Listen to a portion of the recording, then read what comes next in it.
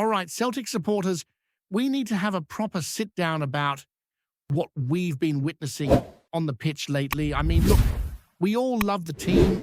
We all want to see them thriving. But there's no point sugarcoating the reality. The performances we've been seeing, especially in recent weeks, have been nothing short of alarming. Take that match against Motherwell, for example. It wasn't just a loss, it was a statement that something is fundamentally wrong at the club right now, and it isn't just about one bad night or a few players having an off day. It's a systemic problem. The attacking movements we've been talking up for weeks, the structure we hoped would improve, it simply wasn't there, not a trace of it. Against Livingston, we saw some flashes, maybe enough to give us a bit of hope, but tonight, it was enough for me to feel genuine worry about where this club is heading. There's a lack of trust growing among the fans, and I can't blame them. After that display, it's hard to see how anyone can still believe in what's being built, and it isn't just about results. It's the mentality, the effort, the desire on the pitch. When the players don't seem to be giving everything for the manager, when they look unsure or hesitant, it's impossible to ignore. I've watched the players under Wilfried Nancy with a kind of scrutiny that I haven't used much before, trying to see whether they're genuinely backing him, whether they're actually believing in what he's asking them to do. And the truth, it's been patchy from the start. Even as early as that first half against Roma, there were signs that some of the lads weren't fully committed. I remember thinking that it didn't look like they were prepared to give everything for a new manager trying to stamp his authority. That season started with hope, of course, and there were moments when it felt like we were catching a rhythm, like against Aberdeen, where the players seemed to rise to the occasion and pull off a result. You could see them trying to build momentum to work as a unit, but that was short-lived. The performance against Motherwell felt like a regression, like the team had forgotten how to operate as a coherent unit. Every aspect of the game was lacking, from the first whistle to the last. Defensively, offensively, even in transitional play, there was little evidence that the players were on the same wavelength as Nancy, and that's the core of the problem. If the squad isn't buying in, if they don't believe in the man at the helm, it doesn't matter what tactics are drawn up on a whiteboard. It doesn't matter how much potential is in the squad.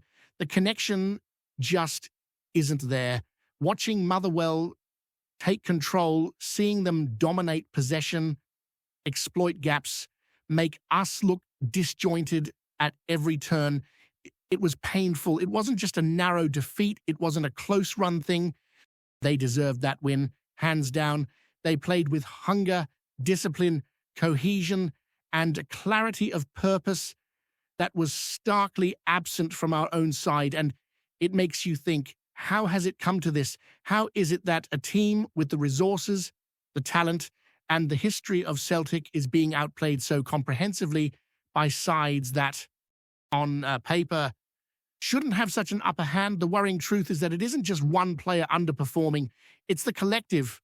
You've got midfielders who look uncomfortable with the ball, defenders hesitant to commit, forwards failing to make decisive runs or put themselves in positions to create real danger. Even when the team is gifted a decent set piece or a promising situation, it's squandered, poorly executed, lacking sharpness or awareness. You can't pin it all on Nancy, of course. He's responsible for preparation, tactics, and motivation. But the players are professionals. There's an expectation to show pride, to fight for the club, to maintain standards that reflect the badge they wear. And right now, many of them aren't doing that. Luke McCauley, for example, at the start of the second half, completely pulled out of a challenge. I get it. That's not necessarily his usual game, but you reach a point where professionalism has to override hesitation. If you're 2-0 down away from home, your pride, your duty, should compel you to make the effort. And he wasn't alone. Hitati had a dreadful first half and yet continues to start matches despite consistent underperformance. It leaves you wondering about the options at Nancy's disposal.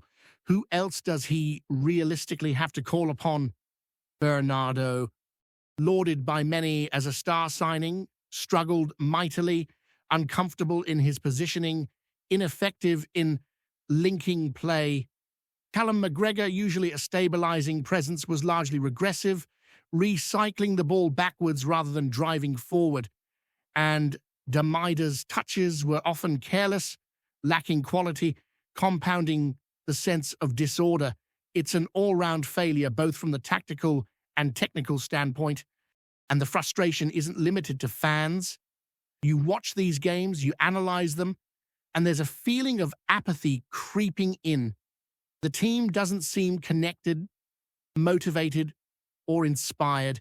Even small opportunities to shift momentum are wasted through poor execution or lack of imagination. Motherwell, on the other hand, exemplified what disciplined coaching, clear planning, and belief in the system can achieve. Even without the luxury of extensive resources, every player seemed to know their role, to understand the plan, to execute with commitment. That contrast couldn't be starker. It highlights the deficiencies in preparation and buy-in at Celtic. And the board, they shoulder responsibility too.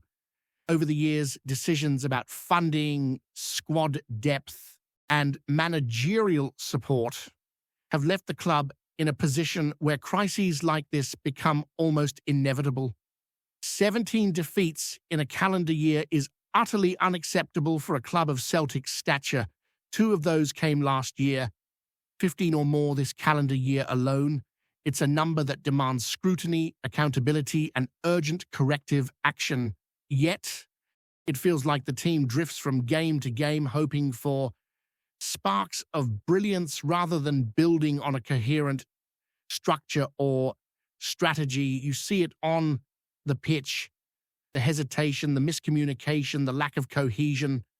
Games become a slog, fixtures a lottery rather than a display of footballing identity that the club has historically been proud of.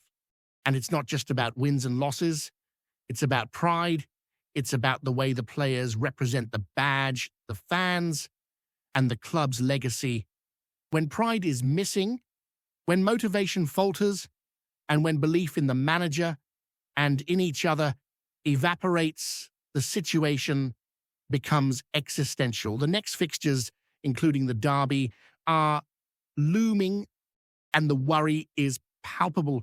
Can this team rediscover cohesion, belief, and competitiveness under Nancy, or are we looking at a season defined by uncertainty, disjointed performances, and a diminishing confidence? At this stage, optimism is hard to muster, and yet as supporters, we continue to hope, continue to watch, continue to analyze, because the badge and the history demand nothing less than total commitment, and we expect no less from those who wear the green and white.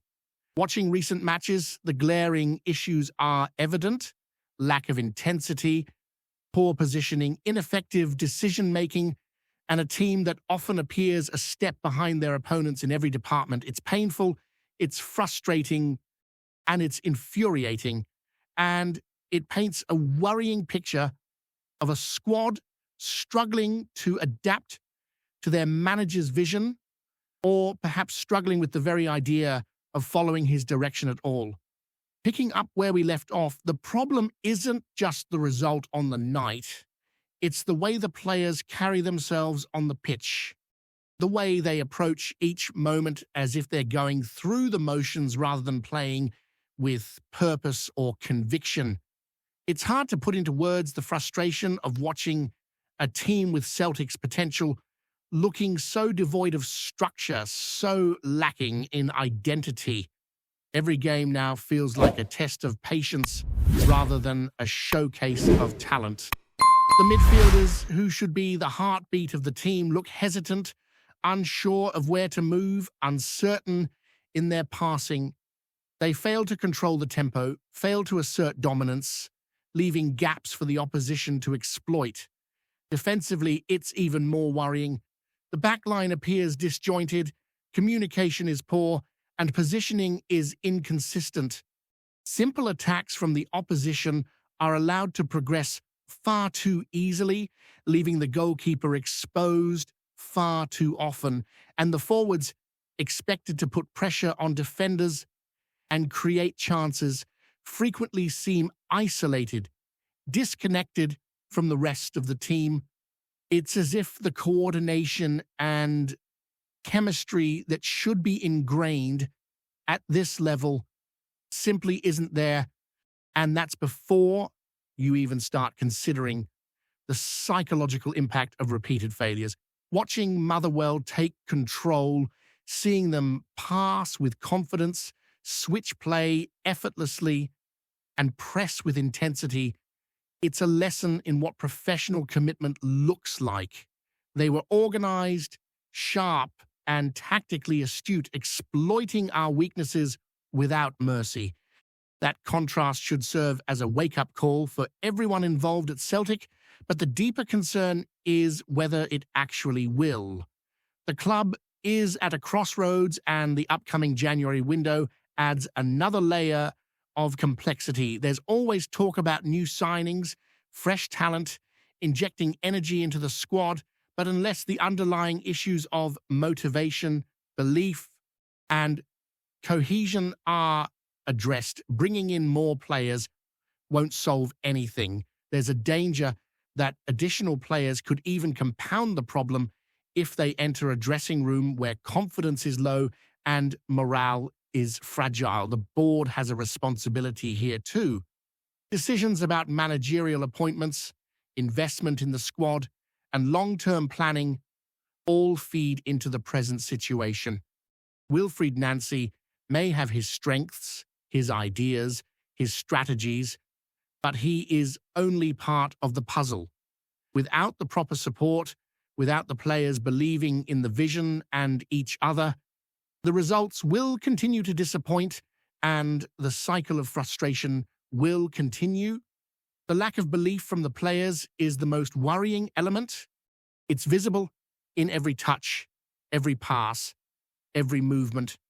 When players don't trust the instructions, don't commit to the system, and aren't mentally engaged, it shows on the scoreboard and in the league table. Every game under these conditions becomes a struggle rather than an opportunity, a contest of attrition rather than a celebration of footballing quality. And you can't just blame the individuals either. Sure, some players are underperforming, but the issues run deeper. It's systemic, cultural even. The mentality in the dressing room, the leadership on the pitch, and the communication from the coaching staff all influence performance. When that structure is fractured, the cracks show in every match. Consider the mental toughness required to play 3 games a week, compete domestically and in Europe, and maintain a level of consistency that reflects the club's stature. This squad, in its current form, is struggling to meet even the basic demands of professional football. The confidence deficit is so apparent that even when opportunities present themselves, players hesitate, miscontrol the ball, or make poor decisions. That hesitation costs goals, costs points, and erodes the faith of supporters. And that, in turn, feeds into the cycle of negativity where the players feel the pressure, the fans lose patience, and the atmosphere becomes toxic, making it even harder to turn things around. The derby looming is another source of anxiety. It's a fixture that should energize players and fans alike, but right now it's approached with trepidation rather than excitement. Can the squad find the spark, the collective drive to rise to the occasion? Or will it be another display of disjointed football, another night where the opposition looked confident, organized, and hungry while Celtic struggles to impose themselves? It's a question with no easy answers. And when you look at the league table, the reality is stark. Comparisons to previous seasons only highlight the extent of underperformance. Historically dominant sides, known for imposing their will, are now struggling to assert authority even against mid-table or lower-tier opponents. That speaks volumes about the current state of the squad. Confidence is low, organization is lacking, and belief is fragile. Every game has become a test, every possession a potential misstep. The pressure on Nancy is immense, yet he is also constrained by the environment and resources at his disposal, even with the best intentions. Turning around a squad that lacks trust, motivation, and cohesion is a monumental task. And then there's the individual responsibility. Before we proceed, subscribe to our channel and enable notifications to receive all exclusive news about Celtic FC. Don't miss any details about your favorite team. It's extremely important for Celtic FC fans. Sky Sports has just sent shockwaves through the football world with reports that Kieran Tierney could be on the brink of a sensational return to Celtic, sparking a frenzy of excitement among the Hoops faithful. Sources close to the club suggest that talks are already underway, with the former captain and Scotland international potentially poised to reclaim a central role in the heart of Celtic's defence. While nothing has been officially confirmed, insiders hint that Tierney's return wouldn't just be a signing, it would be a statement of intent from the Scottish giants. The speculation centres on Tierney's transformation into a defensive leader during his time away, where experience at the highest levels of the game appears to have honed his tactical awareness and on-field authority. Fans have long clamoured for a figure capable of organising the backline with intelligence and calm under pressure, and Tierney's name has frequently cropped up in whispers around Parkhead. Could he be the linchpin Celtic need to stabilise their defence and inject a sense of command that's been missing in recent seasons? Club insiders reportedly see this potential move as more than just a sentimental homecoming. Tierney's versatility, comfortable at left-back or centre-back, combined with his leadership qualities, could transform the team's defensive structure, allowing younger players to flourish under his guidance. Social media has already erupted with supporters imagining the roar of the Parkhead crowd as their hero leads the line once more, donning the familiar green and white hoops. Some pundits have raised eyebrows, questioning whether a return after years in the English game would see Tierney adjust quickly to the demands of Scottish football once again. Yet the buzz is undeniable. Whispers in the corridors of power at Celtic suggest the club sees this as a statement of ambition, an attempt to recapture the dominance and cohesion that fans associate with Tierney's earlier years. The sense of destiny, combined with the player's evident affection for the club, makes the rumour irresistible. As speculation mounts, one thing is clear: if Tierney does indeed make his return, Celtic wouldn't just be gaining a defender, they could be reclaiming a leader capable of inspiring a new generation and solidifying their defensive heart. For now, supporters are left to imagine the possibilities, the anticipation building with every passing hour as the rumor refuses to die down. Hello fan, don't forget to like and subscribe to the channel, as it means a lot to Celtic FC. Also, share your opinion about the news in the comments below. See you in the next video.